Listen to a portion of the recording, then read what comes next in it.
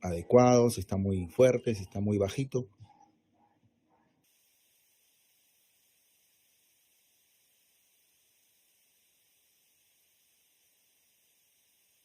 Ujú.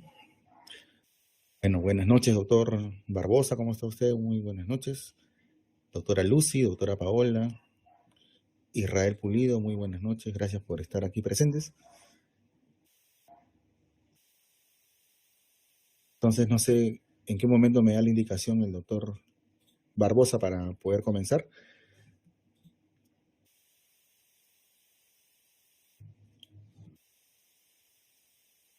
Bueno, ya tenemos la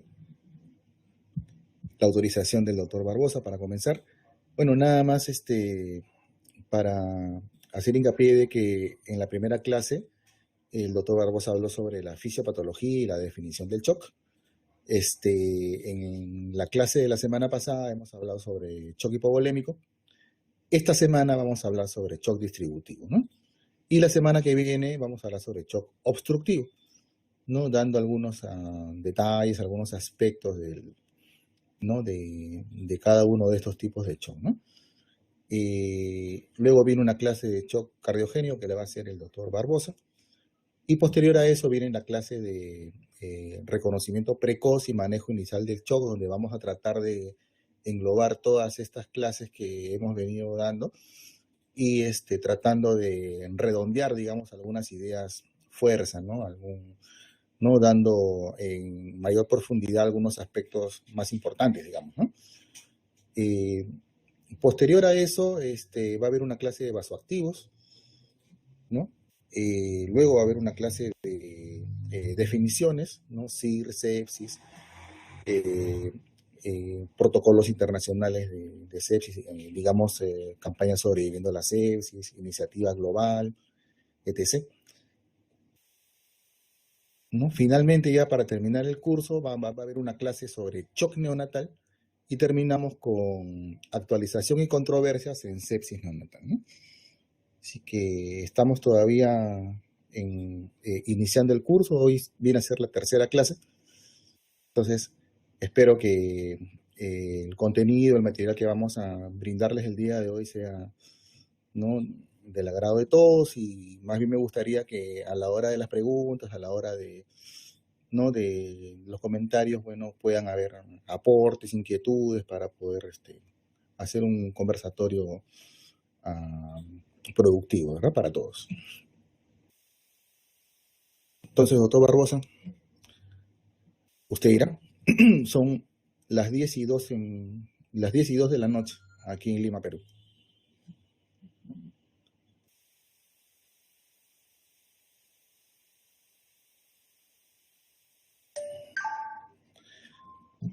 Bueno, empezamos entonces con la venia de nuestro director. Muy buenas noches, le saluda Jaime Samuel Rodríguez Guapaya de Callao, Perú. Vamos a continuar con las charlas correspondientes al curso de shock en pediatría y sepsis neonatal. Entonces, como mencionaba, el día de hoy vamos a hablar sobre shock distributivo. Comenzamos. Bueno, el shock distributivo se produce por un tono vascular anormal, ¿no? Que nos va a ocasionar una vasodilatación y una disminución de la resistencia vascular sistémica, ¿no? Y además del tono vascular normal, vamos a tener una mala distribución del flujo y del volumen sanguíneo circulante, ¿no? Que nos va a conllevar a una perfusión inadecuada. El shock distributivo generalmente se asocia a un gasto cardíaco normal o aumentado.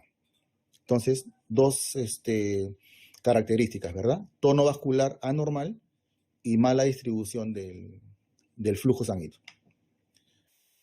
Esto puede resultar en una hipovolemia relativa, ¿no? Por el aumento de la capacitancia venosa, ¿no? O sea, la cantidad de líquidos es normal, pero por la vasodilatación que existe, como que la sangre queda empantanada, como que no hay una buena circulación, ¿verdad? La administración de fluidos puede ser insuficiente para compensar esta pérdida del tono vascular. Y en este caso, en este tipo de shock, la hipotensión puede ser un signo precoz debido a la disminución de la resistencia vascular sistémica, ¿no? Hemos venido mencionando de que la hipotensión es un signo tardío, ¿no? en el shock descompensado, cuando ya se vencieron los mecanismos compensatorios, pero en el shock distributivo, la hipotensión puede ser un signo precoz. Y la perfusión a órganos vitales es inicialmente mantenida incrementando el gasto cardíaco, ¿no? Como mencionamos. Entonces, vasodilatación y redistribución del flujo. El shock distributivo puede englobar al shock séptico, al shock anafiláctico y al shock neurogénico, ¿no? Y también algunas drogas que disminuyen el tono venoso, como son los vasodilatadores, y drogas que disminuyen la resistencia vascular sistémica, ¿no? Como los sedantes, opiáceos y barbitúricos. Ese ruido que se ha escuchado creo que no es mío, ¿eh? Algo así como un timbre. Bueno, disculpen, ¿no? Continuamos. Vamos a hablar un poco sobre lo que es choque séptico. El shock séptico puede presentar características de otros tipos de shock, como mencionamos en la clase anterior, ¿verdad? Con frecuencia es una combinación, el shock séptico, de múltiples problemas, ¿no? Infección, hipovolemia absoluta o relativa, mala distribución del flujo sanguíneo, depresión miocárdica y múltiples alteraciones metabólicas, endocrinas y hematológicas, ¿no? Esta constelación de signos y síntomas refleja un compromiso sistémico multiorgánico a nivel subcelular, ¿no? El shock séptico se genera por un efecto directo de microbios y toxinas que van a ocasionar una respuesta inflamatoria con activación de mediadores endógenos que van a conllevar finalmente una inestabilidad cardiovascular y falla orgánica multisistémica. Otras alteraciones fisiopatológicas que vamos a encontrar es la agregación de leucocitos, aumento de la adhesividad de células sanguíneas, disminución de la contractilidad miocárdica, disfunción de células endoteliales, disminución en el reclutamiento capilar secundaria a una reactividad vascular alterada, la coagulación intravascular diseminada y una función mitocondrial anormal, ¿no? Todo esto, digamos, fisiopatológicamente va a determinar el estado de shock séptico, ¿no? Entonces, la definición de shock séptico es sepsis, ¿no? Más disfunción cardiovascular, ¿no? Esta última, disfunción cardiovascular, se define cuando, a pesar de bolos isotónicos, de cristaloides endovenosos mayor o igual a 40 mililitros por kilo en una hora, la presión arterial se mantiene por debajo del percentil 5 para la edad, ¿no? O una presión sistólica que ha disminuido más de 2 desviaciones estándar, ¿no? De lo normal para la edad. Ese criterio o la necesidad de vasoactivos, ¿no? Y el otro criterio para definir disfunción cardiovascular sería que hayan dos o más de los siguientes criterios, ¿no? Acidosis metabólica inexplicable, déficit de base mayor de 5, lactato arterial mayor de 2 veces el valor normal, oliguria, llenado capilar lento y diferencia de la temperatura central y periférica mayor de 3 grados centígrados, ¿no? Esa es la definición de shock séptico, ¿no? El shock séptico en niños tiene un patrón hemodinámico característico, ¿no? Que está dado por un gasto cardíaco disminuido y una resistencia vascular sistémica aumentada, ¿no? Aproximadamente el 50% o más de niños presentan este patrón conocido como shock séptico frío. En contraste, a diferencia de lo que ocurre en adultos, que el 90% de ellos se presenta con un shock séptico caliente, ¿no? Que está dado por un gasto cardíaco aumentado y una resistencia vascular sistémica disminuida, ¿no? Si bien es cierto la taquicardia está presente, digamos, como mecanismo compensatorio en los niños, no siempre esto es un mecanismo efectivo, porque al haber una taquicardia se va a cortar el tiempo de llenado diastólico, ¿no? Y lo que generalmente observamos también es de que la respuesta ante una disminución del gasto cardíaco es la vasoconstricción periférica, ¿no? Entonces, por este motivo es que la hipotensión arterial es un signo tardío en el shock séptico, ¿no? Este es el protocolo que sugiere la ACCM PALS, ¿no? Que se viene siguiendo en la mayoría de unidades, ¿no? Críticas y de emergencia, ¿no? Está también en la campaña de supervivencia del 2012, En la campaña Sobreviviendo a la Sepsis del 2016 no han incluido aún las consideraciones pediátricas, ¿no? O sea, estamos a la espera de que salga el nuevo protocolo, ¿no? El que tenemos actualmente es ¿no? Que vamos a tratar de ir desglosando, ¿no? Paso por paso. Entonces, en el minuto cero, hay que reconocer en el niño el estado de shock, ¿no? Al niño en el estado de shock. Entonces, por lo general, se hace reconocimiento en base a dos criterios, ¿verdad? Sensorio alterado y taquicardia más signos de hipoperfusión, ¿no? En lo que es sensorio alterado, el niño puede presentar llanto inconsolable, agitación o estar somnoliento, ¿no? Y taquicardia más signos de hipoperfusión, como pulsos periféricos disminuidos, ¿no? En comparación a los pulsos centrales. Extremidades frías o moteadas, llenado capilar alterado mayor de 2 segundos. Y si se trata de un shock caliente, más bien extremidades tibias y un llenado capilar flash, ¿no? Flujo urinario disminuido, acidosis metabólica y lactato incrementado, ¿no? Como hemos venido mencionando, la hipotensión es un signo tardío y que indica shock descompensado y que no es un requisito para el diagnóstico, ¿no? O sea, en el minuto cero hay que reconocer el shock. Del minuto 0 al minuto 5 hay que establecer rápidamente el ABC de la reanimación. Hay que identificar y tratar condiciones amenazantes para la vida. Hay que dar oxígeno a alto flujo, intubar si hay falla respiratoria inminente, tratar de conseguir 2 accesos venosos periféricos que permitan un pasaje de grandes volúmenes de líquido, y considerar la vía intraósea si no se consigue un acceso venoso luego de 3 intentos de canalización de una vía periférica o que se haya gastado más de 90 segundos, ¿no? En cuanto a esto, hay que mencionar de que el 40% del gasto cardíaco se destina al trabajo respiratorio, ¿no?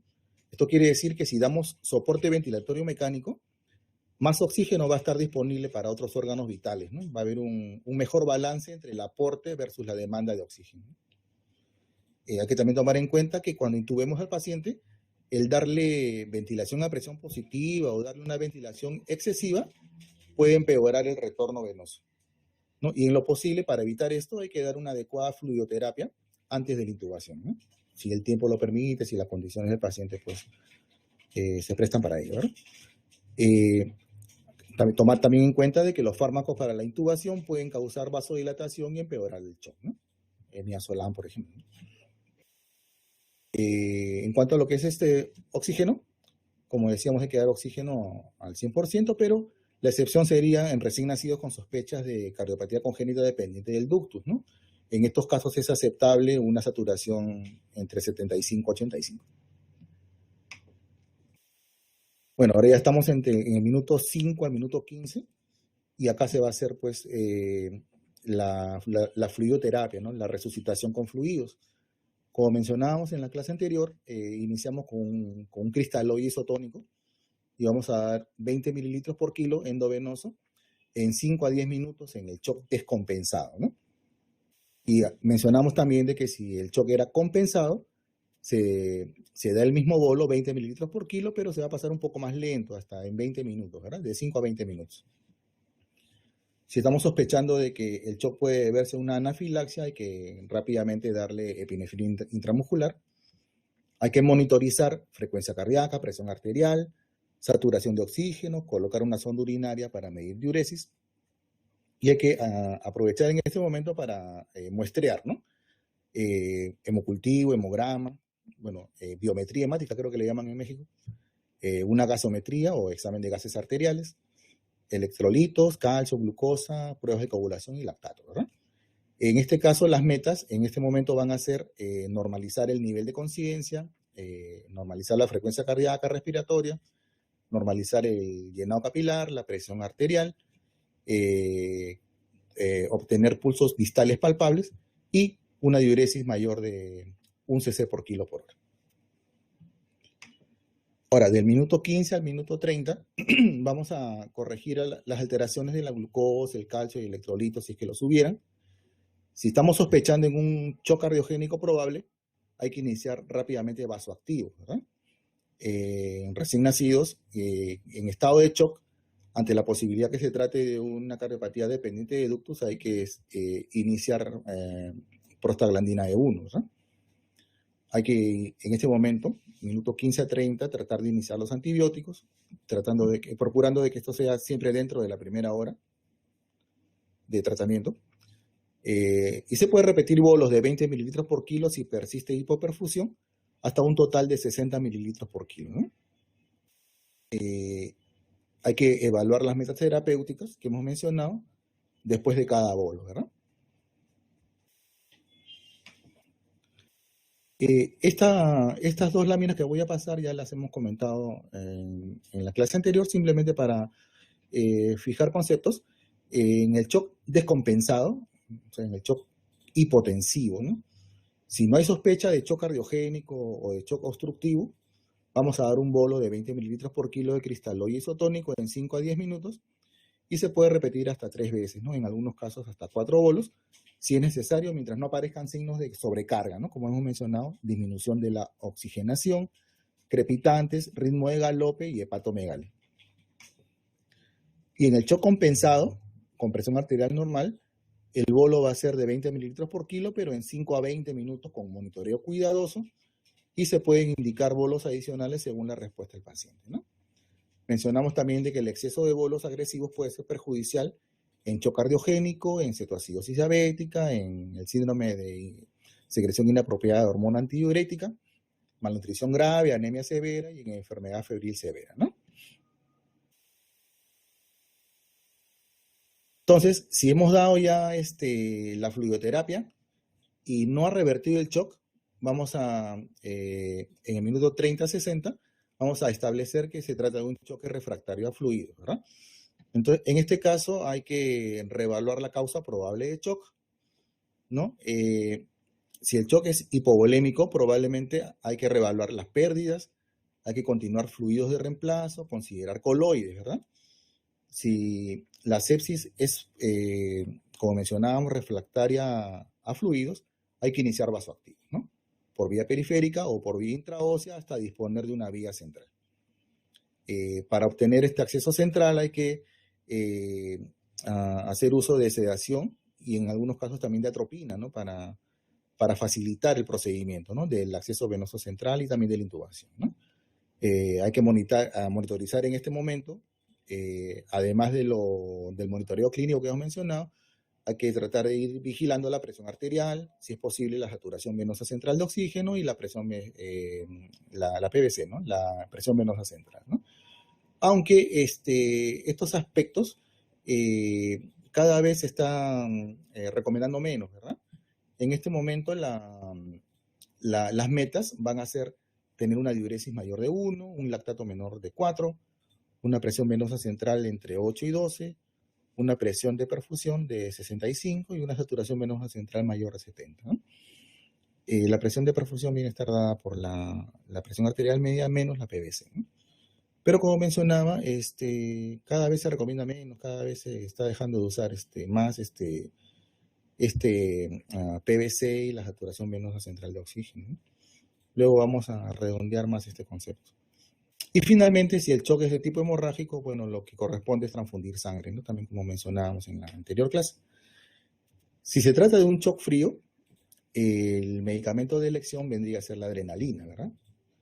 Y si es un shock caliente, el vasoactivo de elección es la noradrenalina, ¿no? Como mencionaba, vamos a tener una clase sobre vasoactivos. Aquí simplemente para precisar de que la dopamina se usa cuando estamos frente a un shock normotensivo, la norepinefrina cuando se trata de un shock hipotensivo y con vasodilatación, y la epinefrina cuando estamos frente a un shock hipotensivo y con vasoconstricción, ¿no? Entonces, shock frío, adrenalina, primera opción. Shock caliente, noradrenalina, ¿no? La dopamina prácticamente se recomendó durante muchos años como primera elección en shock frío, pero bueno, ya se ha dejado de recomendar y en muchos lugares ya no se usa, ¿verdad? La primera opción sería en shock frío, adrenalina. Bueno, esto vamos a pasarlo, ya como les comentaba, va a haber una clase sobre vasoactivos. Entonces, si se mantienen, digamos, las características de shock después de la fluidoterapia y aún habiendo iniciado las aminas, Bueno, en este caso lo que recomienda el protocolo es administrar hidrocortisona, ¿no? Y si aún así persiste el shock, hay que descartar fusión pericárdica, neumotórax, embolismo pulmonar, arritmias y emergencias endocrinas, ¿no?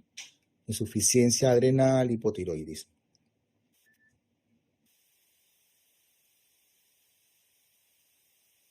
Bueno, ahora vamos a hablar un poco sobre lo que es shock anafiláctico.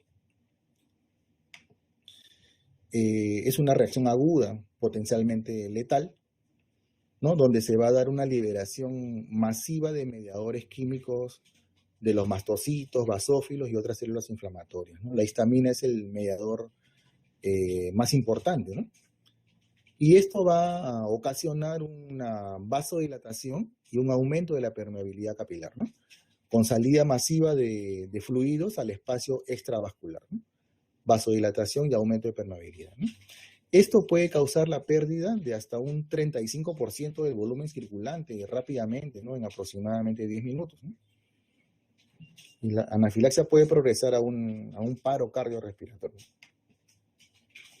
Los mediadores liberados y generados van a causar una serie de efectos, como por ejemplo, broncoconstricción, vasodilatación y aumento de la permeabilidad capilar, ¿no? Estimulación de las terminaciones de los nervios sensoriales, ¿no? Y activación de células inflamatorias, complemento, coagulación, ¿no?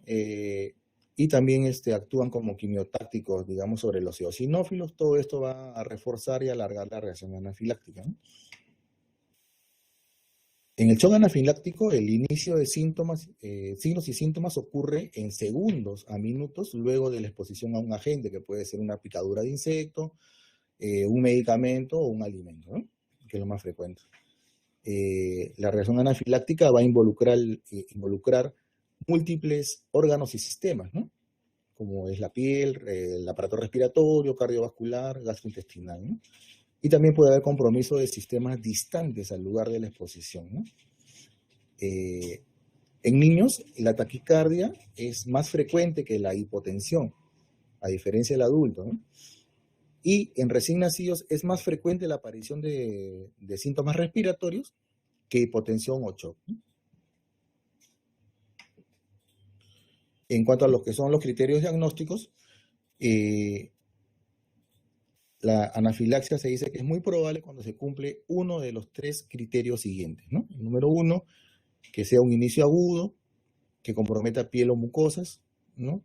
Urticaria generalizada, prurito, eritema, sofoco, edema de labios, úvula o lengua, más uno de estos dos, ¿no? El compromiso respiratorio, ¿no? Disnea, sibilancias, estridor, hipoxemia, o disminución de la presión arterial, ¿no? O síntomas asociados de difusión orgánica, ¿no?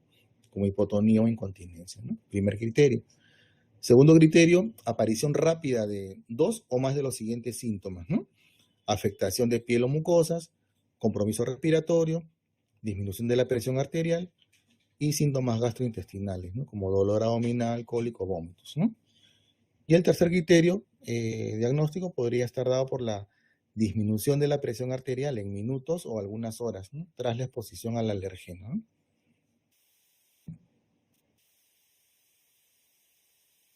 Los signos de alarma, ¿no? En shock anafiláctico debería estar dado por un rápido empeoramiento de los síntomas, ¿no? Cuando hay presencia de dificultad respiratoria, ¿no? Estridor, sibilancias, incremento del trabajo respiratorio, tirajes, tos persistentes, cianosis, ¿no?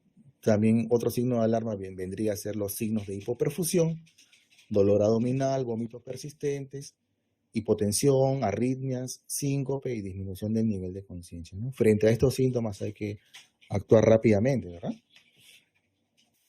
Bueno, este es un algoritmo, ¿no? de manejo, ¿no? En el cual hay que hacer siempre la evaluación del ABC, ¿no? Ante una parada cardiorrespiratoria hay que dar rápidamente RCP, ¿verdad?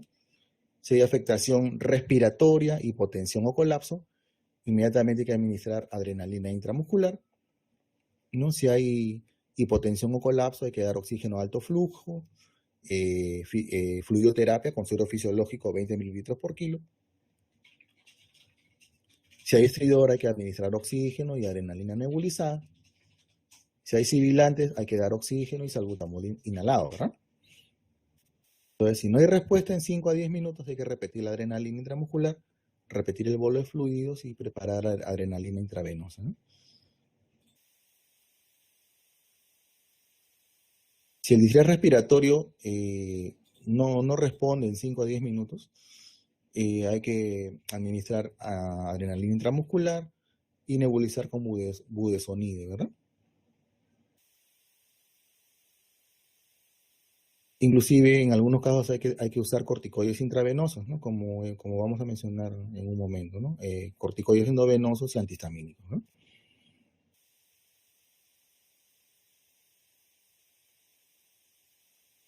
En cuanto al ABC que mencionábamos en el tratamiento del shock anafiláctico, la intubación hay que tratar de hacerla de inmediato en caso que haya obstrucción de la vía aérea por un angioedema, ¿no? La demora en el procedimiento puede dificultar la intubación. Y si fracasamos en el intento, esto puede agravar el edema, ¿no? Entonces hay que también tener en cuenta y estar listos porque una cricotirotomía puede ser necesaria, ¿no? Hay que administrar oxígeno al 100%, como hemos mencionado. La fluidoterapia tiene que ser agresiva, con bolos de cristaloides de 20 mililitros por kilo según necesidad. Y hay que monitorizar al paciente, vigilar diuresis, ¿no? La adrenalina intramuscular, como hemos mencionado, es el primer y más importante tratamiento, ¿no? En los niños hay que dar una dosis de 0.01 miligramos por kilo, máximo 0.3 miligramos. Se coloca en la superficie externa del muslo y mientras más pronto se administre, mayor va a ser la eficacia, ¿no? La adrenalina intramuscular se puede repetir cada 5 a 15 minutos si no hay mejoría o si la presión arterial sigue demasiado baja, ¿no? La mayoría de pacientes va a requerir de 1 a 2 dosis de adrenalina, ¿no? Para obtener una respuesta adecuada. En edema severo de las vías respiratorias, espasmo bronquial o presión arterial disminuida, que no responde a varias dosis de adrenalina intramuscular y la fluidoterapia, hay que considerar el uso de adrenalina endovenosa, ¿no? Que puede ser en bolo lento o también por infusión continua, ¿no? O inclusive el uso de un vasoconstrictor como la norepinefrina, ¿no? En infusión continua.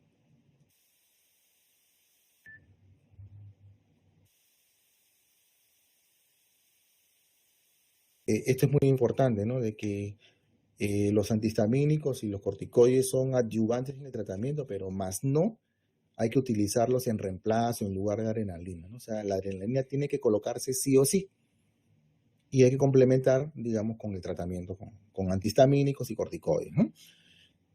Los bloqueadores H1 van a reducir el prurito y la intensidad del angioedema y también pueden aliviar los síntomas nasales y oculares, ¿no?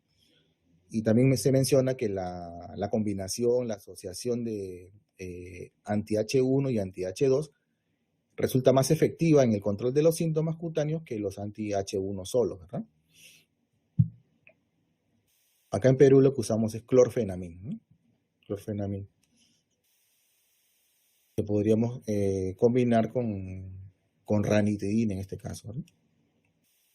En cuanto a corticoides, son poco útiles en la fase aguda, pero puede prevenir la fase tardía de la anafilaxia, ¿no?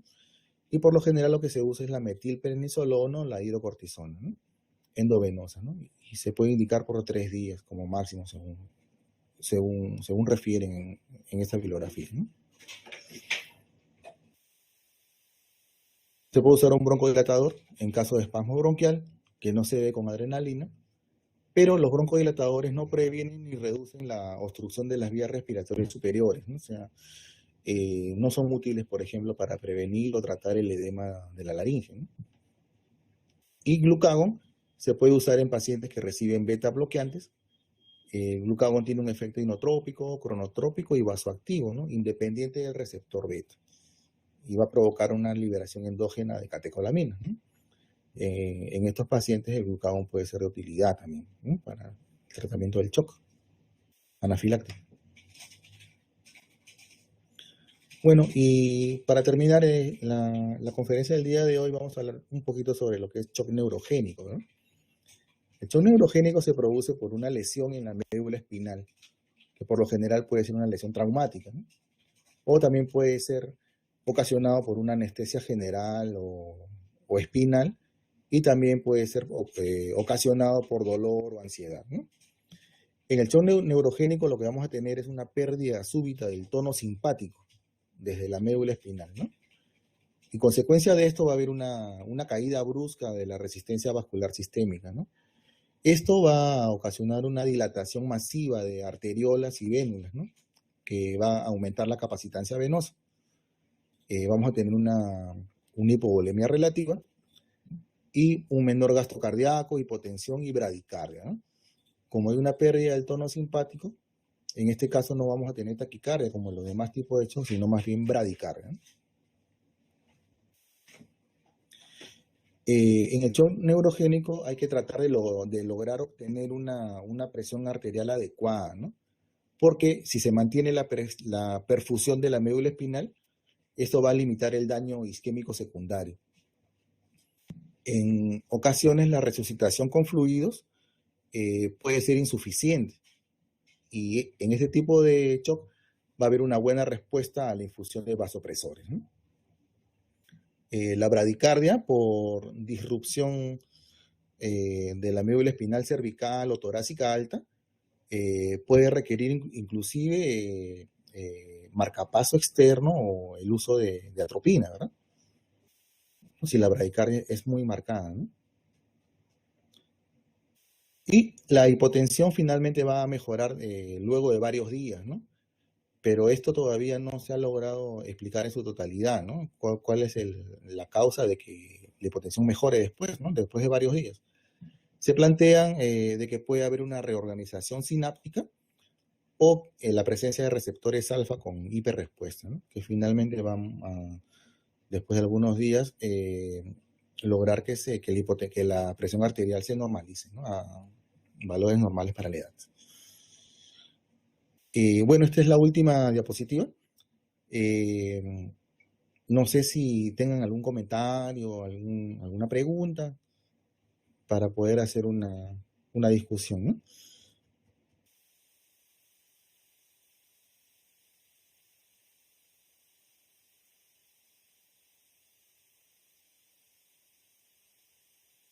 Bueno, el día de hoy, en el foro de expertos, no sé si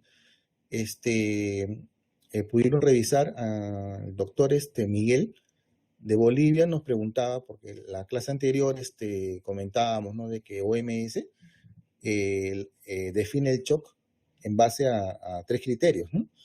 Llenado capilar, prolongado, extremidades frías y pulso débil y rápido, ¿no? Entonces, el doctor decía, bueno, pero si OMS dice que si no tiene las tres características del shock, entonces que no se dé fluidoterapia rápida, entonces en el shock caliente, ¿qué significa? ¿Que no se dan bolos? No sé qué opinan ustedes, ¿no? Que al parecer OMS en su definición de shock se refiere principalmente, me parece, al shock frío, ¿verdad?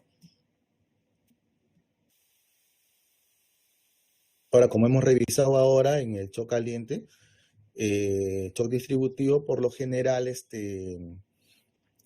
que vamos a tener más que nada es una vasodilatación, ¿no? Patológica, ¿no? O sea, en estos casos no es tanto que haya una hipovolemia absoluta, sino más bien relativa, ¿verdad?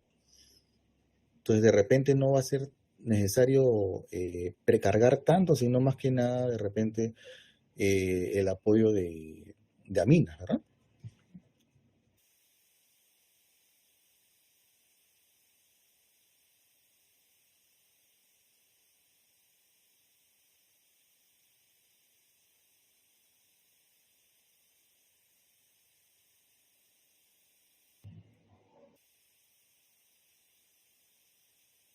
A ver, nos preguntan, ¿se puede colocar norepinefrina por vía periférica en caso de no poder disponer de una vía central? No, claro, ¿no? O sea, lo que están recomendando en la actualidad es de que sí se puede usar una vía periférica, ¿no? En caso en caso no haya, digamos, la posibilidad de colocar, de tener un acceso central, puede iniciarse por una vía periférica, ¿no? Ahora, lo que en este caso recomiendan es no usar un vasopresor potente, ¿no? En el caso, por ejemplo, de vasopresina, terlipresina, ¿no? Adrenalina, norepinefrina sí se podrían usar por vía periférica, ¿no? Ahora, en mi unidad, cuando hemos tenido que usar inotrópicos por vía periférica, por lo general tratamos de usarlo un poco más diluido, ¿no? O sea, la dilución normal que siempre usamos es en 50 cc. En estos casos, pues buscamos que llevarlo a 100 probablemente para que en caso que haya una extravasación, etcétera, pues si es que hubiera alguna complicación, no esté tan concentrada la droga, ¿no?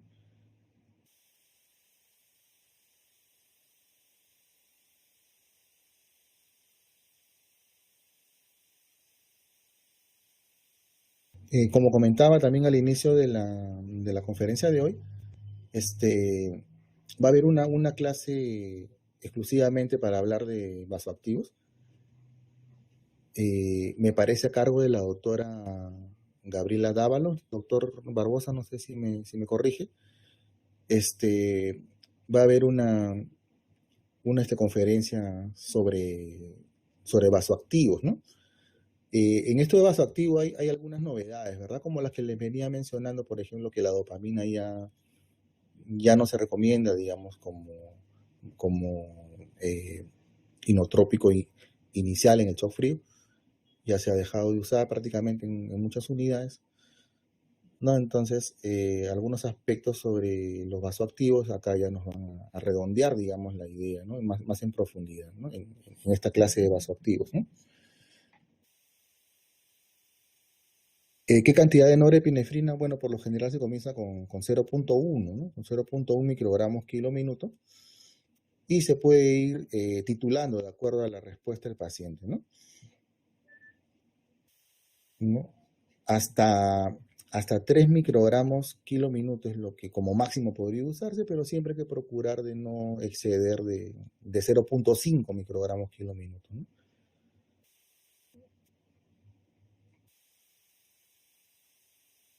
No sé si en otras unidades también hagan lo mismo, pero como les decía, cuando hemos tenido necesidad de usar vasoactivos y no disponemos de una vía central, pues iniciamos por vía periférica y tratamos en lo posible de diluir un poco más el medicamento, ¿no? No sé en la experiencia de ustedes, en sus unidades, cómo manejan esto.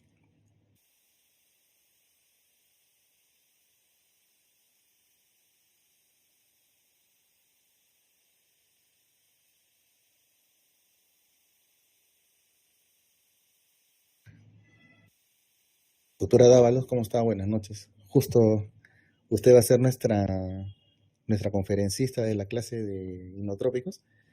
La doctora nos comenta que sí usan en su unidad la vía periférica ¿no? Para el tratamiento con vasoactivos, ¿verdad?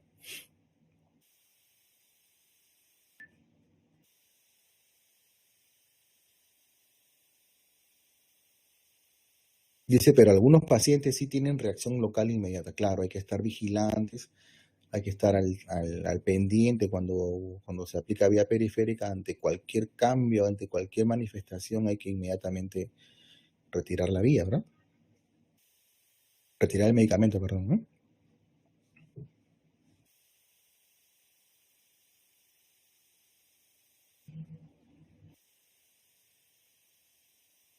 Por lo que es prioritario conseguir una vía central. Claro, una vez que ya se logra conseguir una vía central, ya por ahí se pasan la- las aminas, ¿verdad? El tema es de que la mayoría de las veces eh, se, se detecta, digamos, a un niño grave, un niño en estado de shock, por lo general es en emergencia, ¿verdad? Entonces, en urgencias es donde se hace el manejo inicial, donde se dan las primeras atenciones. Entonces, no siempre hay un personal que tenga la destreza, la capacitación necesaria como para poder poner una vía central. Y hasta que esto se dé, pues, o sea, lo que recomiendan las guías es de que lo más pronto posible ya se pueda pues iniciar con el tratamiento, ¿no? Con los accesos venosos, si es que no se consigue el acceso, pues una intraósea, la fluidoterapia, y los sinotrópicos, ¿no? Entonces, si hasta el momento, digamos, de que sea necesario el inotrópico no se consiguió todavía la vía central, pues hay que tratar de comenzarlo por vía periférica hasta que se consiga, pues también lo más pronto posible una vía central, ¿no? Para evitar estas complicaciones que nos menciona la doctora Dávalos.